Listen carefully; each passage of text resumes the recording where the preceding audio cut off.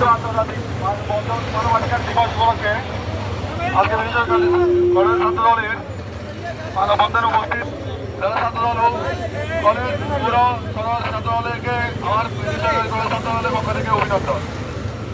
1950 সালে 10 ডিসেম্বর জাতিসংঘ আমাদেরকে মানবাধিকার দিবস উপলক্ষে স্বীকৃতি দেয়। তারই ধারাবাহিকতায় আমাদের মানবাধিকার দিবস পালিত হয়। কিন্তু গত 17 বছর আমাদের কোনো অধিকার ছিল না, আমাদের বাক স্বাধীনতা ছিল না, আমাদের কথা বলার স্বাধীনতা ছিল না, আমাদের গণতান্ত্রিক অধিকার ছিল না। কিন্তু আমাদের 2024 সালে ছাত্র জনতার আন্দোলনে এই স্বৈরাচার হাসিনা পালিয়ে গেছে। আমাদের 2024 সালের প্রতিবাদ্য বিষয় আমাদের অধিকার, আমাদের ভবিষ্যৎ এখনই। আমরা সেই প্রতিবাদ্য বিষয়কে মানে নিয়ে আমরা